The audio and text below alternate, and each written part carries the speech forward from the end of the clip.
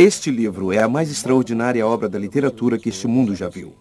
A Bíblia superou em vendas qualquer outra publicação, tendo sido traduzida para mais idiomas que qualquer outra. Algumas pessoas eram tão devotas à crença de este ser o livro da Palavra de Deus que estavam dispostas até morrer neste propósito. Sob o poder de Nero, eles foram devorados por leões ou queimados, presos a estacas por Bloody Mary, a rainha da Inglaterra.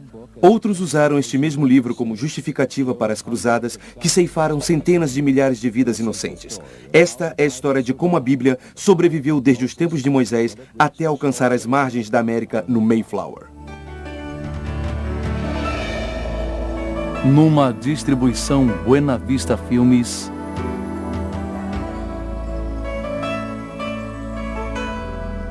O Livro Eterno.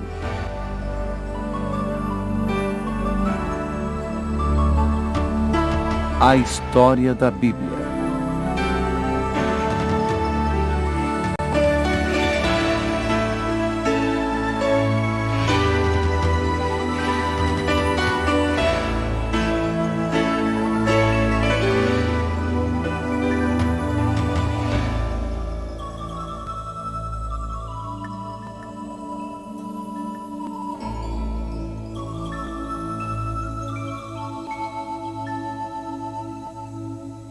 A palavra de Deus para o homem, como a Bíblia começou, 1500 a.C.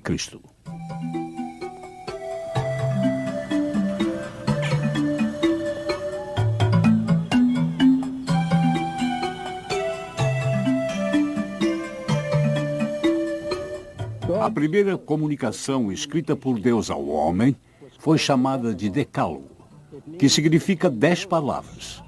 Você e eu conhecemos como os 10 mandamentos.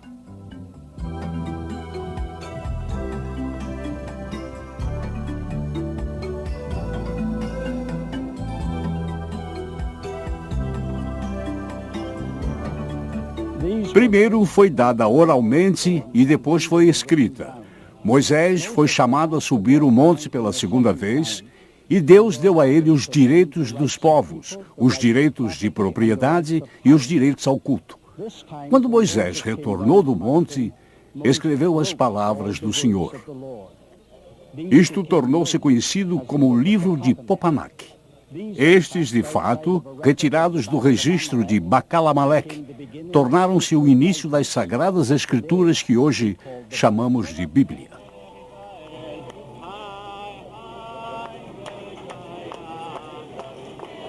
Foram 1500 anos para compilar. 40 autores diferentes contribuíram, e eles escreveram em 3 línguas diferentes. Alguns usaram poesia, outros história e outros biografias. Muitos dos que escreveram eram reis ou guerreiros, e outros eram fora da lei. Tudo que foi produzido tornou-se para nós em 2 testamentos reunidos em 66 livros. O Velho Testamento Canon, 300 anos antes de Cristo. Existe uma palavra que precisa fazer parte do seu vocabulário. Se já não faz, a palavra que me refiro é cânon. Ela refere-se à coleção de livros que constituem a Bíblia. Eu estou interessado na Bíblia como ela se refere aos judeus. Eles acreditavam que a Bíblia foi dada aos homens como uma revelação especial, que vinha de Deus e que era o princípio e o fim de toda a autoridade sobre todos os assuntos. Era a mais alta corte de apelação para a qual todo homem deveria ir. A Bíblia que eles tinham não difere da Bíblia que temos em termos do Velho Testamento. Eles vão dizer-lhes que a canonização das Escrituras não aconteceu numa noite. Não foi decidida numa reunião de conselho. É alguma coisa que Deus fez gradualmente. Quando foi feito, dividiram-se em 3 partes. Eles tiveram a lei, ou que eles se referem como Torá. Tiveram os profetas e depois os escritores, ou como chamaram de hierografia. Isto acontece se vocês olharem no Evangelho de São Lucas, capítulo 24, e em seguida, no versículo 44, vocês observarão que é a mesma divisão da Bíblia que foi dada por Jesus. A escrita era primitiva e não havia letras minúsculas, vogais ou sinais de pontuação e nenhum espaço entre as palavras. e eles escreviam do lado direito do papel para o esquerdo. Eles tinham apenas 22 livros na Bíblia deles. Entretanto, era exatamente o mesmo material que está nos atuais 39 livros do Velho Testamento. Mas quando o acúmulo de tais escritos aconteceu? Está dito em Êxodo 24, versículo 4. E Moisés escreveu todas as palavras do Senhor. Quando Alexandre o Grande conquistou o mundo, era uma época de racionalismo filosófico. Os homens viviam fazendo perguntas. Havia estrelas no campo das questões como Sócrates, Platão e Aristóteles. Mas eles não tinham respostas para as perguntas. Eles só tinham as perguntas. Não somente os livros de Moisés foram escritos 1500 anos antes de Cristo, mas lembre-se, de acordo com a tradição, o livro de Jó foi escrito 400 anos antes disso. Em 586 a.C., quando os babilônios vieram e decidiram assolar aquela terra, queimaram tudo que era possível queimar no templo e puseram abaixo todas as rochas e tijolos que o constituíam. Eles levaram o povo cativo e assim o mantiveram por 70 anos. Após todo esse tempo, quando voltaram do cativeiro, se espalharam por todo o mundo. Construíram pequenas sinagogas, onde poderiam cultuar e dar instruções. Para isso, fazia-se necessário uma Bíblia para cada uma dessas sinagogas, e isto resultou em uma nova constituição, a dos escribas. Eles eram exigentes, se autorregulavam da seguinte forma: poderiam apenas usar peles de animais limpos, fosse para escrever ou para encadernar os manuscritos. Cada página não poderia ter menos que 48 linhas, e nem mais que 60. A tinta usada deveria ser preta e de uma receita especial. Deveriam pronunciar em voz alta cada palavra que estava sendo escrita. Deveriam limpar a caneta e se lavarem por inteiro antes de escrever a palavra Jeová. E toda vez que escreviam, deveria então haver uma revisão em 30 dias. E se 3 páginas precisassem de correção, todo o documento deveria ser refeito. As letras, palavras e parágrafos deveriam ser contados, e o documento tornava-se inválido se 2 letras apenas se juntassem. Os manuscritos só poderiam ser guardados em lugares sagrados, e todos os velhos e usados documentos eram enterrados numa cerimônia especial. Antes da invenção da imprensa, esse processo sacrificante contribuiu para a notável precisão das escrituras, quando comparadas às recentes descobertas arqueológicas. A influência grega, 250 a.C.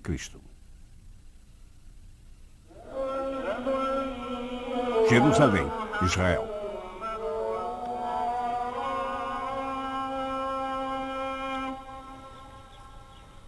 Quando Alexandre o Grande conquistou o mundo, era a época dos raciocínios filosóficos. O homem vivia se questionando. Alguns eram brilhantes na área das questões, como Sócrates, Platão e Aristóteles. Mas eles não tinham respostas às próprias perguntas. Deixaram na mente humana um vácuo, um vazio, algo que precisava ser preenchido, e eles esperavam por alguém que pudesse vir a responder a todas as questões. Quando Alexandre morreu em 323 a.C., o mundo se tornou bilíngue, e o grego era a segunda língua mais falada. Por esta razão, tornou-se importante haver uma tradução da Bíblia para o grego. Por volta do ano de 285 a.C., havia vários judeus que faziam parte da subcultura egípcia. De acordo com a tradição, Demétrios de Palerum, responsável pela mundialmente famosa biblioteca em Alexandria, perguntou ao rei Ptolomeu Filadelfo do Egito se ele conseguiria a tradução grega da lei judaica para a biblioteca. Para realizar isto, o rei liberou 100.000 escravos judeus que ele tinha em seu domínio e os enviou juntamente com um presente generoso e o embaixador para Eleazar, o sumo sacerdote de Jerusalém, e assim fez seu pedido. Ele desejava que fosse selecionado 6 sábios de cada uma das 12 tribos, somando assim 72 homens. Esses homens deveriam ir a Alexandria para trabalhar nesta tradução.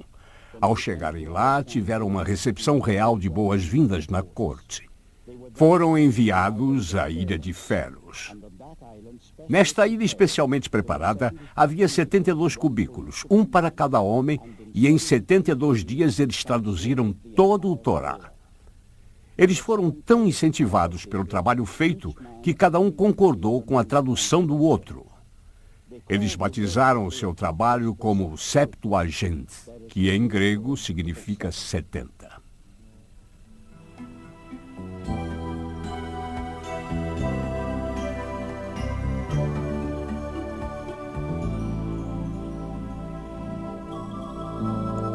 O foco messiânico da Bíblia, 4 a.C. Desde a época do cativeiro babilônico, os judeus vinham vivendo debaixo de uma certa opressão. O Velho Testamento está impregnado de profecias que predizem a vinda de um Salvador que libertaria os judeus e destruiria seus inimigos. Ambos sábios judeus e cristãos concordam que o tema central da Bíblia aponta para um Messias, um Cristo.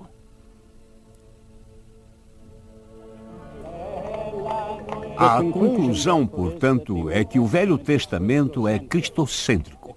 Ele nos parece um documento danificado pelo tempo, quase incompreensível. Os homens, por exemplo, que figuram em suas páginas, como Adão, Abraão, Moisés e Davi, as estruturas construídas como o tabernáculo, tendo 2 véus e 7 peças de mobília, e a parede como a deste último tabernáculo logo atrás de mim.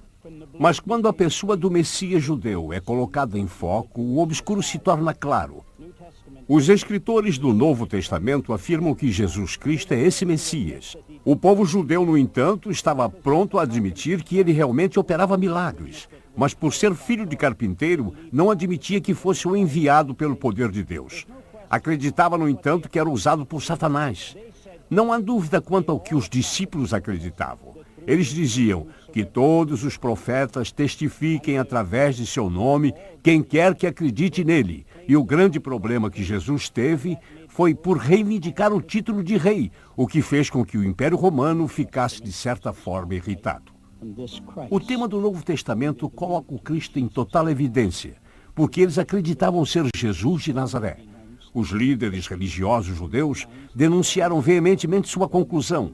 Em suas mentes, ele era visto como uma fraude e que não poderia nunca ser o Salvador predito pelos profetas.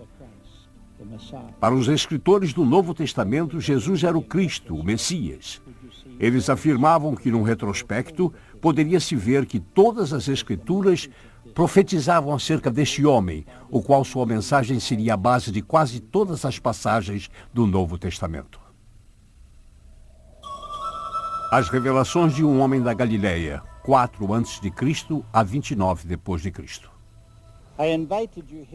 Eu trouxe a esta adormecida cidade de Belém que nos transporta de volta ao livro de Gênesis, por haver milhares de recordações. Algumas delas trágicas, outras triunfantes. Nestas colinas atrás de mim, era onde Davi apacentava suas ovelhas, e onde Samuel, o profeta, o ungiu e o fez rei de Israel. Mas o mais prodigioso acontecimento, de acordo com os cristãos, se deu nesta cidadezinha. Eu sei que ao falar o nome Jesus Cristo, este lhes pareça bem familiar. Mas talvez você se esqueça de que ele verdadeiramente viveu a história. O povo contemporâneo a Jesus o identifica e, sem dúvida, fala da enorme influência que exercia e dos milagres que operava. Ele fez revelações fantásticas sobre si. Ele declarou ser o Filho de Deus e que havia sido enviado pelo Pai para trazer salvação à humanidade. Também afirmou ser o caminho, a verdade e a vida, e que ninguém chegaria ao Pai se não fosse através dele. Confúcio, Buda ou ainda Maomé, nenhum desses fizeram tais afirmações tão corajosas. Mas sua grande revelação em relação à sua morte sacrificial é que ressuscitaria dentre os mortos em 3 dias. Para os líderes religiosos judeus daquela época, suas declarações eram absurdas, na verdade blasfemas. E então entregaram às autoridades romanas e estas o levaram a um lugar chamado Monte da Caveira, o qual muitos historiadores acreditam ser este local, e numa cruz de madeira o crucificaram. Mas esta rocha não foi o fim da história.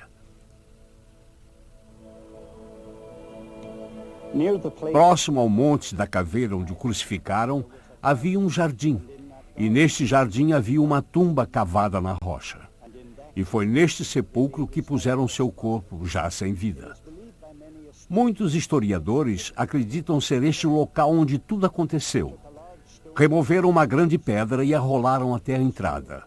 Fecharam o túmulo e puseram soldados romanos para vigiá-lo. No domingo seguinte, cedo pela manhã, as mulheres vieram embalsamar o corpo.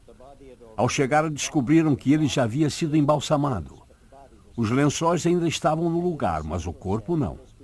E logo os discípulos disseram que ele havia ressurgido dos mortos. Mas as autoridades tentaram dar todo tipo de desculpa concebível para explicar o desaparecimento do corpo. Eles disseram, por exemplo, que os discípulos o haviam roubado, mas nunca explicaram como eles conseguiram fazer tal coisa. E nunca expediram uma ordem para prendê-los. Os soldados disseram: nós adormecemos em serviço, porém ninguém nunca os repreendeu por terem dormido em serviço. E qual o tribunal que aceitaria como testemunha confiável alguém que dormia no momento em que o crime era cometido? Para as autoridades, sua morte foi a conclusão de um capítulo desagradável no calendário de uma nova seita religiosa. Para os escritores do Novo Testamento, a ressurreição de Jesus foi a confirmação definitiva de que ele era o verdadeiro Messias. O apóstolo Paulo escreveu que se Cristo não tivesse ressurgido dentre os mortos, nossa fé seria vã. Sendo fato ou ficção, literalmente transformou os discípulos de homens amedrontados que se escondiam atrás de portas trancadas a líderes dispostos a serem perseguidos e até morrer em nome de sua fé neste homem. A compilação do Novo Testamento, de 0 a.C. a 90 d.C. Se fôssemos pegar o primeiro século e dividi-lo segundo os fatos verídicos, teríamos 3 divisões. Primeiro seria o período da verdade viva. No tempo em que o mestre dos discípulos estava vivo, e enquanto ele viveu, suas palavras foram importantes. Está registrado, segundo o Dr. Lucas, que escreveu seu evangelho, que ele era poderoso em palavras e atos. Isso significava que suas palavras eram oráculos e seus atos milagres. Quando chegamos ao segundo período, do ano 33 ao 50, seria o período da tradição oral. Eles não se preocuparam em escrever, pois acreditavam que ele voltaria em breve, e escrever era desnecessário. Mas quando se chega à terceira divisão do ano 50 a 90, então é o período da comunicação escrita. Foi nesta época em que certas condições ocorreram que exigiu-se a escrita de cartas, e estas cartas tornaram-se base do Novo Testamento. O cristianismo crescia em tal proporção que os apóstolos mal conseguiam manter o ritmo, com a rápida expansão. O hábito de escrever cartas se tornou uma ferramenta indispensável para se comunicarem com a igreja que acabava de surgir. Em alguns casos, eles escreviam para recrutar novos membros, em outros, para encorajar. Estas mesmas cartas se tornariam parte da Bíblia. Pedro escreveu aos cristãos hebreus que se difundiram ao longo da Ásia Menor por causa da severa perseguição, para a qual precisavam de um maior encorajamento. Embora tendo sido retratado como foi em Atos, capítulo 12, foi fiel até o fim de seus dias. João, sendo o mais jovem dos apóstolos, sobreviveu a todos. Ele escreveu 3 cartas ou epístolas, as quais inspiravam a uma vida santa, e um evangelho o qual destacou coisas que foram omitidas pelos 3 outros escritores. Seu trabalho mais extraordinário foi escrever quando estava exilado na ilha de Patmos. Ele levantou o véu e nos permitiu ver o futuro em seu livro, que se tornou conhecido como Apocalipse. Porém, o mais notável escritor do Novo Testamento foi o mais zeloso perseguidor da igreja no princípio, Saulo de Tarso. O primeiro mártir cristão, 35 d.C.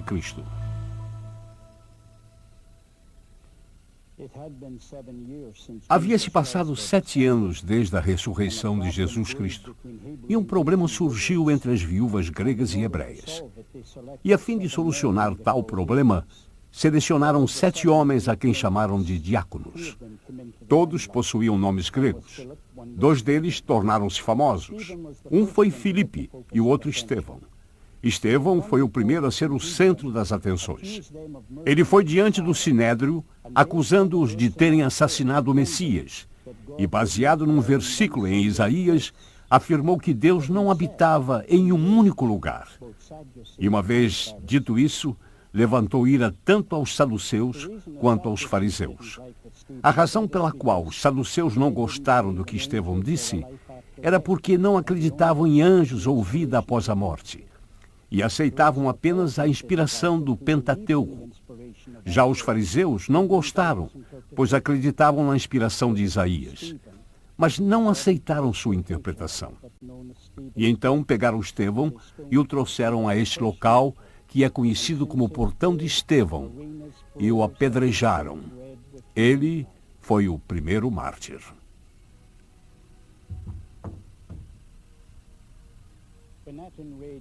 E desde aquele dia, o chão das arenas foram encharcados com sangue humano.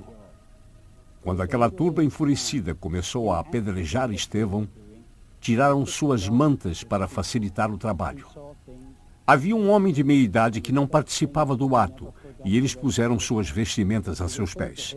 Ele presenciou e ouviu coisas que não esqueceria pelo resto de sua vida. Eles referiam-se a ele como Saulo, porém mais tarde se tornou conhecido como Paulo, o apóstolo.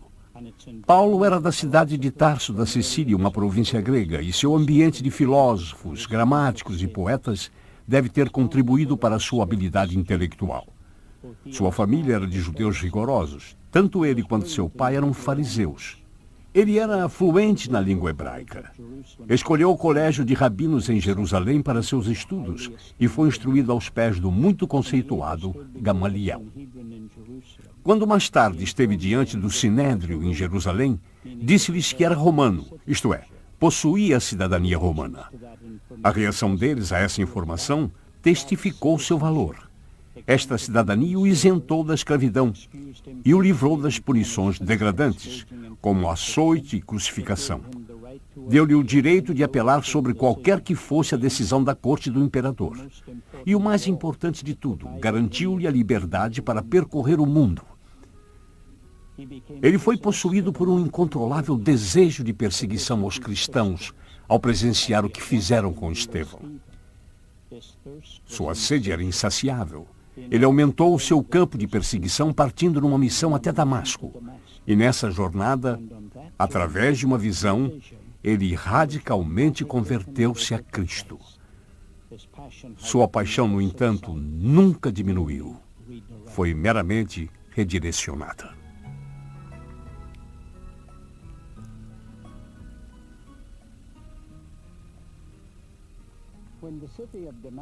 Quando a cidade de Damasco soube da conversão de Saulo e sua presença na cidade, decidiram então matá-lo.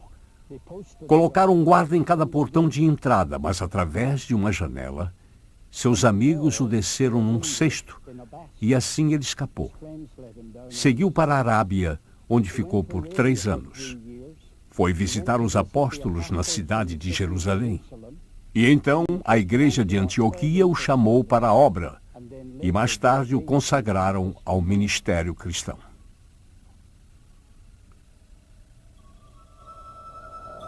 A caneta poderosa de 45 a 68 depois de Cristo. Ele se tornou um mito em sua própria época. Ele começou abrindo caminho para as igrejas dos gentios, em 2 continentes distintos, talvez em 3, ou então 4 jornadas missionárias. Seu trabalho foi incansável por 30 anos. Ele percorreu mais de 12 mil milhas em terra e mar em uma época sem a conveniência do transporte moderno. Grande parte do percurso foi feito a pé. Onde parava, tornava-se centro de dissensões. E em um desses o apedrejaram e o largaram, acreditando que estivesse morto. Por conta do tremendo âmbito do ministério pioneirista de Paulo, houve a necessidade de um acompanhamento através de cartas às igrejas que ele fundara. Nesta área, Paulo se tornou o mais produtivo escritor de todos os autores do Novo Testamento. Ele escreveu mais da metade das epístolas do Novo Testamento, e a maioria dessas cartas foram escritas enquanto estava preso. Sua última carta foi escrita na prisão aguardando a decisão de César. Aproveito um intervalo para trazê-los à cidade de Roma, particularmente à prisão Mamertine, onde Paulo ficou preso. Fica aproximadamente a 6 metros abaixo do solo e a mais ou menos 40 metros de distância do Senado romano. Além disso, há o Fórum Romano, o Palácio dos Césares e o temível Coliseu. As carruagens cruzavam acima do teto de pedra de onde Paulo se encontrava, e todas as negociações do poder imperial romano eram feitas acima dele. Vamos descer ao lugar onde ele era mantido preso.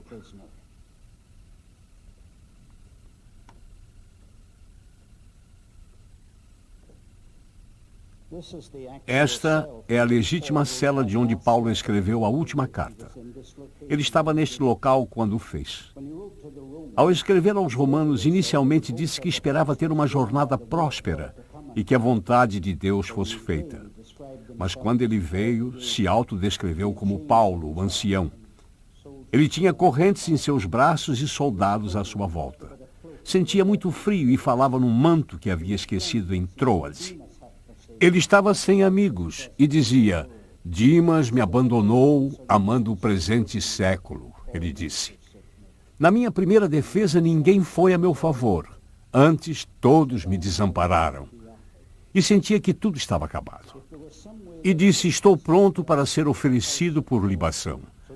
Se fosse possível para nós, de alguma forma, conhecer a pulsação de Paulo e assim descobrir o que sentia e perguntar-lhe: como está Paulo? Ele diria: sou um apóstolo de Jesus Cristo, pela vontade de Deus. De Jesus Cristo sem temer o poder imperial, pela vontade de Deus, sem mudar sua confissão, mesmo em circunstâncias adversas. Nós diríamos: e quanto a morrer, Paulo? Como se sente em relação a isso? Ele falaria: o tempo da minha partida é chegada. Combati o bom combate, completei a carreira e guardei a fé. Já agora a coroa da justiça me está guardada. Em outras palavras, quando se mede o poder da dor, não há como contestar o fato. É mais afiada que qualquer espada.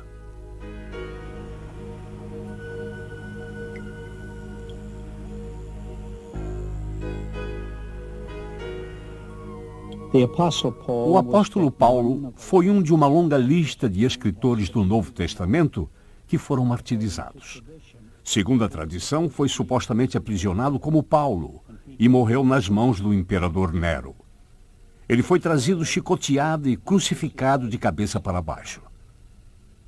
De acordo com o historiador John Fox, Pedro escolheu ser crucificado, mas no fundo não se achava digno de padecer da mesma maneira que Jesus. Tomé, segundo a tradição, viajou à Índia, onde morreu queimado por causa de sua fé. O único apóstolo que escapou do martírio foi João. Acredita-se que sobreviveu mesmo sendo queimado em óleo. No entanto, viveu até a idade bem avançada. Todos os outros autores do Novo Testamento foram ou crucificados, mortos pela espada, açoitados, decapitados ou queimados vivos. Onde estão todas essas cartas? De 50 a 90 depois de Cristo. Os mais antigos fragmentos do Novo Testamento datam do ano 120 a 150 depois de Cristo.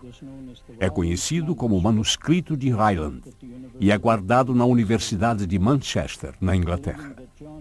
Acreditando-se que o Evangelho de João tenha sido um dos últimos a serem escritos do Novo Testamento, o documento original deve ter sido escrito 25 anos antes.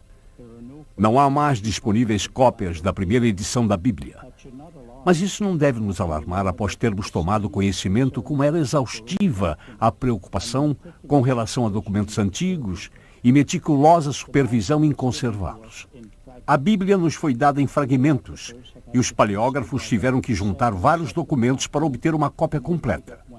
As descobertas mais recentes desses manuscritos confirmaram o meticuloso processo de cópia das Escrituras e dissipou a concepção de que a Bíblia não é uma tradução precisa dos autores originais. A mais recente dessas descobertas ocorreu em 1947, ao serem encontrados rolos de pergaminho no Mar Morto. O mais importante segmento disso se referia ao Qumran.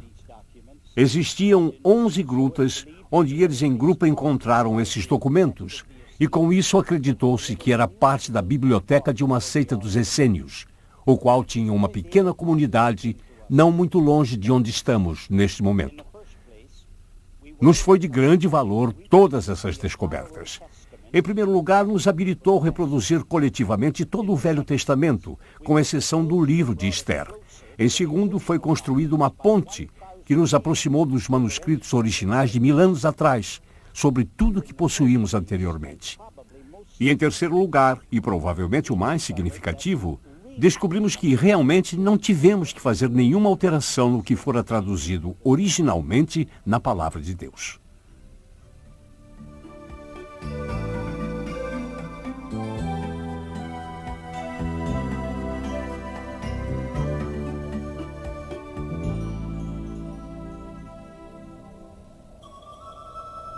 A contribuição romana, ano 100 depois de Cristo.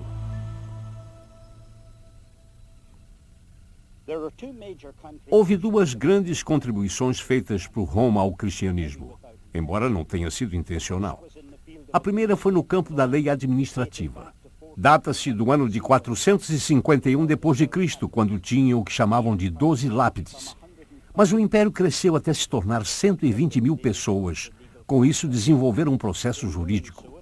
E uma vez tendo sido bem feito, tornou-se a base das leis na Europa, especialmente na Inglaterra. E por causa desta última, também nos Estados Unidos, Canadá, Austrália, África do Sul e onde quer que o idioma inglês fosse falado. Foi uma grande contribuição ao cristianismo, pois onde quer que seus cidadãos fossem pelo mundo, estariam debaixo dessa proteção. A segunda maior contribuição foi na área da construção. Eu digo construção porque a maior preocupação era a mobilização de um exército. Eles queriam ter a certeza de que um exército poderia se locomover da forma mais rápida possível. Assim, construíram estradas, pontes e muralhas. Aqui ao meu lado pode ser visto um aqueduto construído no século II, que trazia água fresca à cidade de Cesareia. E observe como está bem conservado, ainda nos dias de hoje. Esses dois e muitos outros contribuíram grandemente para a expansão do cristianismo. As catacumbas sob a cidade de Roma eram usadas para enterrar os cristãos. Estima-se haver 4 milhões de covas aqui.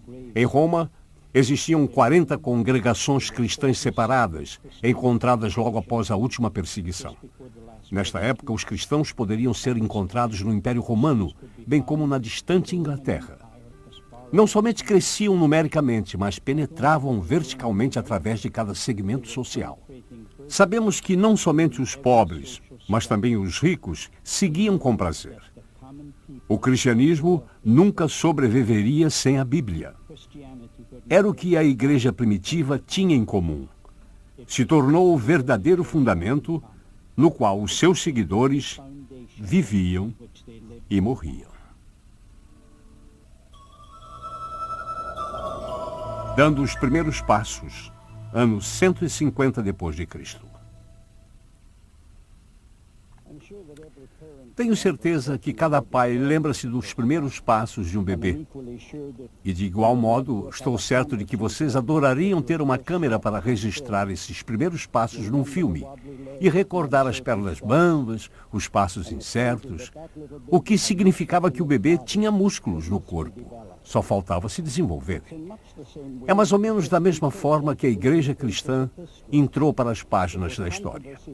É controvertido o que causou isto, mas é demonstrado pela igreja primitiva que havia músculos em seu corpo e estes iriam desenvolver-se. Todas essas controvérsias e heresias tentaram destruir a unidade da igreja, a pureza de sua doutrina e a autoridade da Bíblia. De fato, esses ataques resultaram em 3 propósitos benéficos. Primeiro, provaram que as heresias poderiam causar um efeito saudável no corpo. Afinal, os germes estimulam a produção de anticorpos.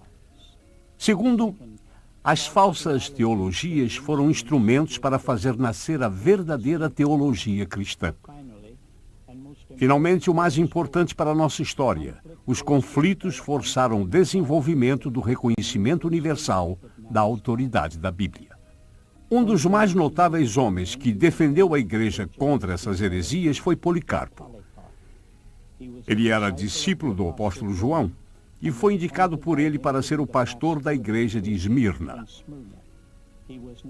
Ele era conhecedor de praticamente todas as cartas do Novo Testamento. Após muitos de sua igreja enfrentarem corajosamente os leões, os perseguidores clamavam pelo seu pastor, Policarpo. Foi um dos servos que, sob tortura, denunciou onde o mestre estava. Eles foram a seu encontro, prenderam-no e trouxeram-no à cidade. O chefe dos magistrados o colocou em sua carruagem e pediu para chamar o imperador de senhor e oferecer sacrifício a ele. Ao se recusar a fazer isso, foi lançado para fora da carruagem e, ao cair, quebrou o tornozelo. Eles o pegaram de volta e o levaram à arena. Lá, o juiz deu-lhe a oportunidade de amaldiçoar a Cristo. Desta forma, seria libertado.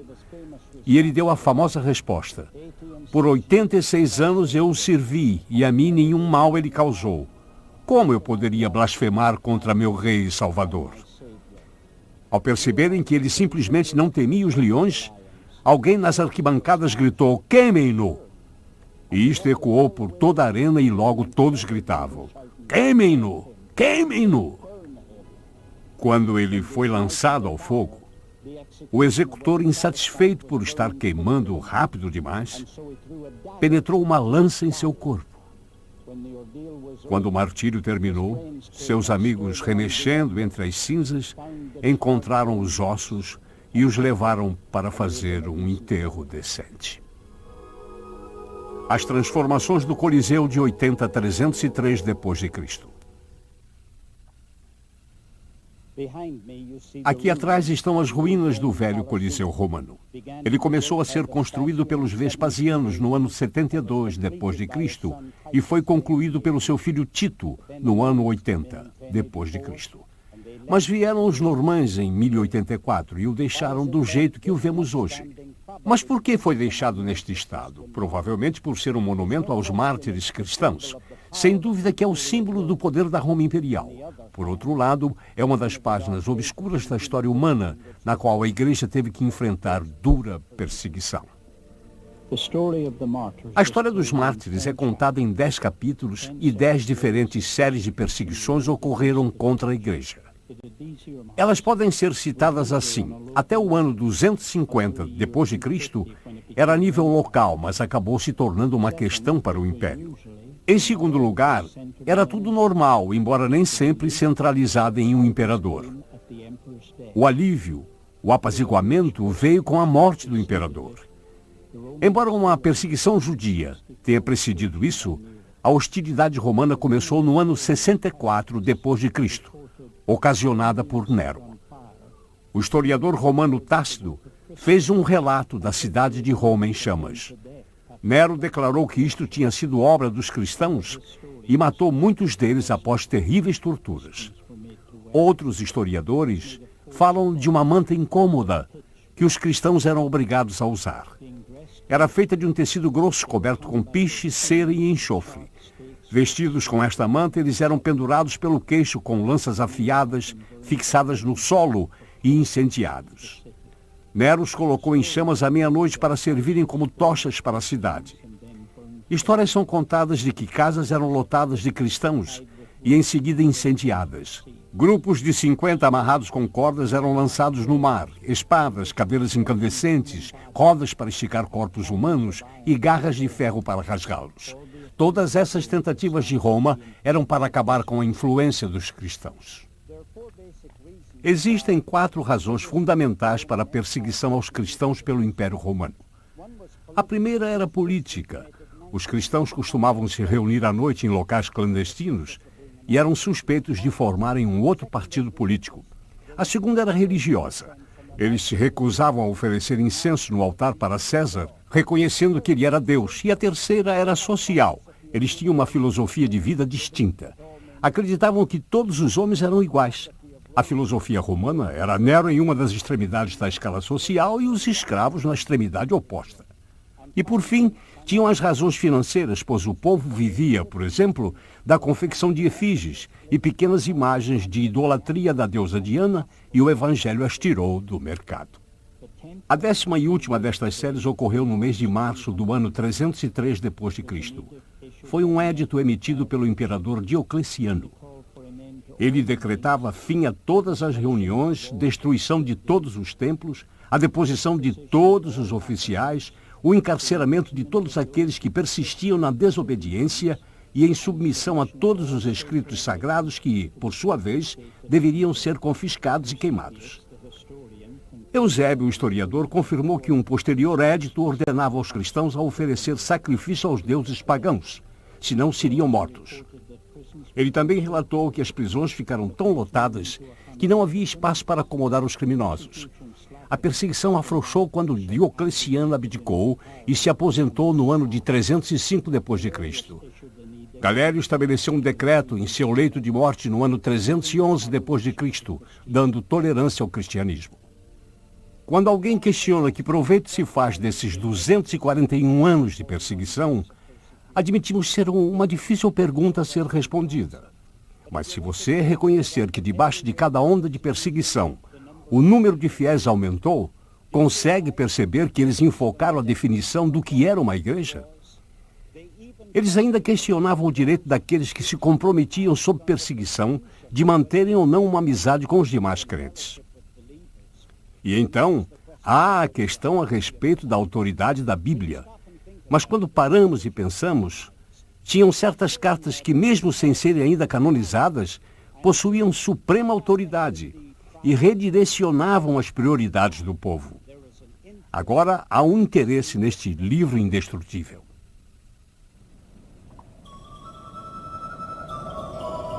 Da perseguição à proclamação, do ano 313 a 331 d.C. Estou agora numa das 7 colinas de Roma e provavelmente a mais importante delas. Isto porque foi o centro de sua vida religiosa e onde os Césares construíram seus palácios. Porém, toda a estrutura foi modificada por Michelangelo no Renascimento, e aqui pode ser visto, graças a ele, uma estátua de Constantino. Apesar do fato de Constantino ter posto um fim às perseguições contra a igreja, suas prioridades foram mal direcionadas. Ele considerava fluxo o sinal de aprovação divina. Ele trouxe os bispos que foram reduzidos à pobreza relativa, marcados e aturdidos pelas recentes perseguições aos palácios que resplandeciam com a luz e exalavam perfume. Ele construía igrejas e as enchia de um corpo de clérigos e bispos quando ainda não se tinha conhecimento de profissão do cristianismo naquela região. Ele outorgava grande soma de dinheiro para sustentar os pobres, presumindo que isto resultaria em conversões.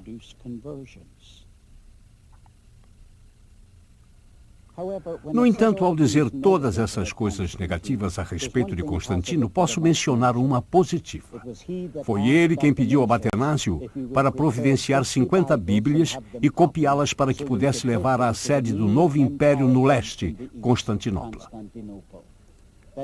Isto resultou numa coisa. Fez com que as pessoas questionassem o que é a Bíblia. E isso preparou o terreno para a canonização da Escritura. A palavra se torna suprema, 367 a 397 d.C. À medida que a igreja primitiva estava esperando o breve retorno de seu Salvador, e à medida em que ele ordenava para ir e pregar o Evangelho a toda criatura, eles realmente não se interessaram mais em escrever. Não tinham tempo para tal. Então houve uma época em que, eu entendo, foi retomada a escrita apenas para tentar captar o sentido da mensagem. Não estavam preocupados com as palavras que iriam usar, o tempo verbal ou a sintaxe. Eles simplesmente queriam expor informação suficiente para converter as pessoas e ganhá-las para o cristianismo. Mas então veio aquele terrível tempo de perseguição Diocleciano em 303 d.C. Eles fizeram algo que nunca havia sido feito antes nessas perseguições. Eles exigiram a destruição de todos os documentos sagrados. Não sabemos o que perdemos nesta época. Nós acreditamos que havia literalmente milhares de documentos que nos foram tomados por causa dessa perseguição. Então, logo esse período passou, veio o ávido desejo de saber o que estava escrito. Neste período, os escribas estavam muito ocupados, e sua ocupação principal era naquilo que supostamente seriam as cópias das Sagradas Escrituras, mas já havia literalmente 13.000 dessas cópias circulando em Crisendom.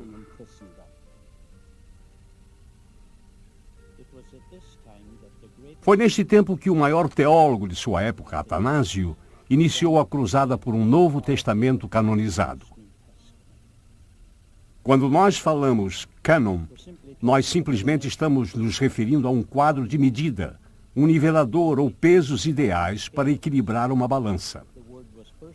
A palavra foi primeiramente aplicada às Escrituras por Atanásio no século IV.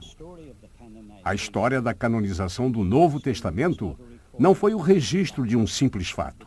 Foi um processo lento que passou por vários estágios. Mas em 367 d.C., Atanásio escreveu uma carta na qual ele listou pela primeira vez nos registros da história os 27 livros do Novo Testamento. Em 397 d.C., o Concílio de Cartago deu a primeira aprovação oficial dos 27 livros do Novo Testamento. A Igreja, de um modo genérico, agora possui uma voz de autoridade. Para esta autoridade, todo concílio, conclave, pastor ou papa, todo o corpo deliberativo se submeteu. A palavra se tornou suprema. A Bíblia no latim vulgar de Jerônimo, 405 d.C. Estou de frente para uma gruta de pedra na cidade de Belém que mede 20 por 20, onde um homem passou 16 anos de sua vida. Ele fez a maior coisa que poderia ter feito pela humanidade. Seu nome, Jerônimo. Nasceu na cidade de Dalmácia em 347 d.C. e tem pais cristãos. Seu pai cuidou de sua educação inicial e então o enviou para a cidade de Roma para estudar retórica e filosofia com um grande professor chamado Donato. Enquanto estava lá, se submeteu ao batismo nas águas. Isto causou um efeito profundo em sua vida. Ele deixou a cidade em 390 d.C., quando estava traduzindo um comentário do livro de Salmos. Ele e 3 amigos decidiram viajar para o leste.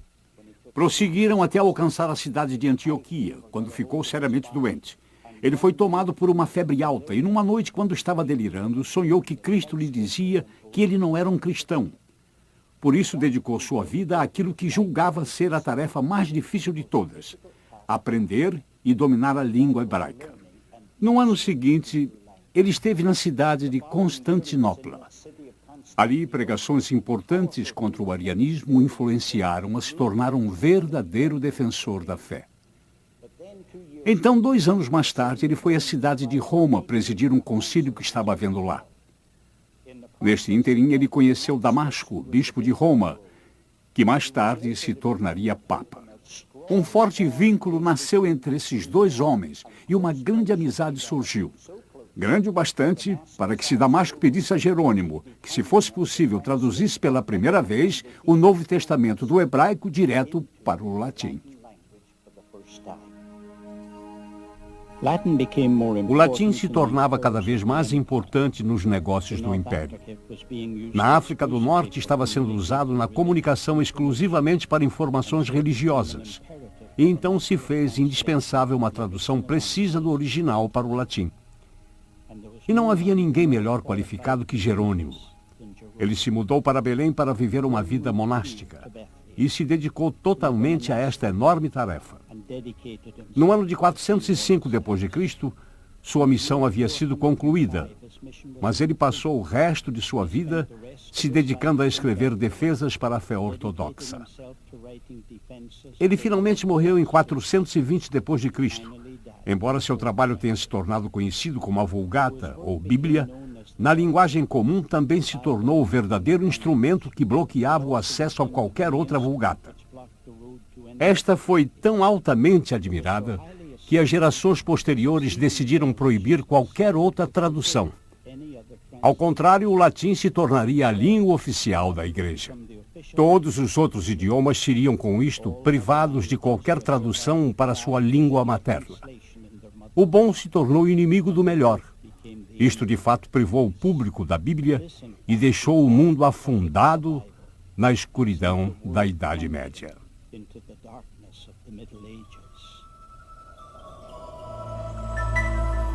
O movimento no mosteiro, ano 382 d.C. Estou bem em frente ao mosteiro trapista situado entre Tel Aviv e Jerusalém e quero falar sobre o assunto monasticismo. Jerônimo veio até Roma para mediar um concílio no ano 382 d.C. E ao chegar aqui, ele pôde ver a influência secular da Igreja. A opulência da Igreja, a luta pela autoridade e a falta de piedade muito o perturbou. E ele se tornou um pregador no monasticismo. Quando ele deixou Roma rumo a Belém para terminar a tradução da Bíblia, alguns dos seus o acompanharam. Um deles era uma viúva muito rica de nome Paula. Ela e seu filho foram para Belém e fundaram 4 conventos. 3 deles para freiras e um deles para um monge. De acordo com o Philip Shaw, o grande historiador da Igreja, Jerônimo é o pai do monasticismo romano. E não há dúvida que depois de Jerônimo todo o caminho floresceu desde a Ásia Menor até a Grã-Bretanha. Belém, Israel. Estou aqui próximo à tumba de São Jerônimo, que é considerado o pai do monasticismo romano. Se tiver a oportunidade de visitar um convento e olhar pela janela, você vai se convencer de que eles eram o sal de sua geração. A ordem dos beneditinos, por exemplo, foi altamente organizada. Cada um tinha sua tarefa específica, ambas sagradas e seculares, e isso ajudou a mantê-los à parte do sistema feudal de sua época. Havia oração e adoração dia e noite. Existiam vigílias e vesperais, mas havia algo mais importante que isso.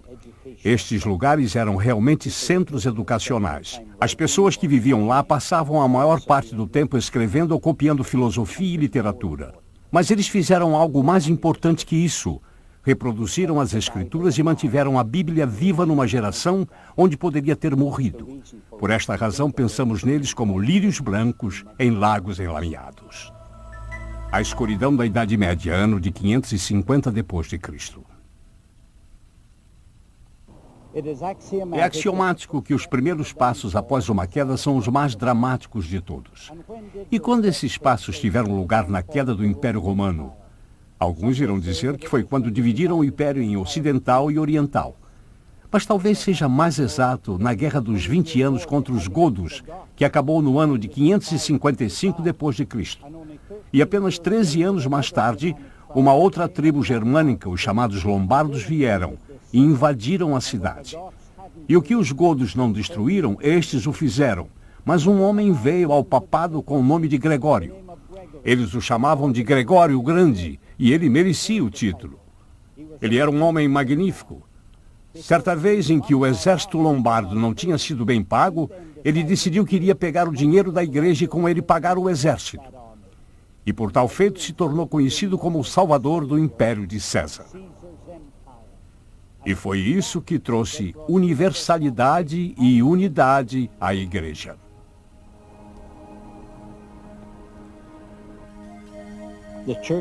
A igreja foi o poder absoluto durante esta época.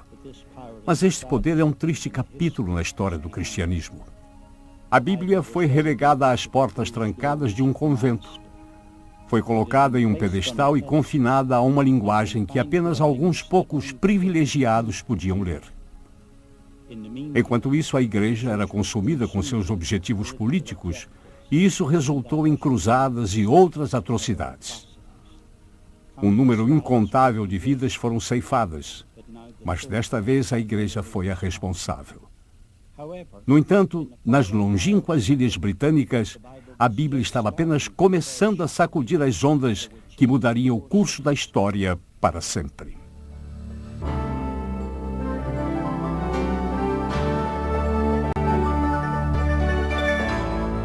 Versão brasileira Audio News.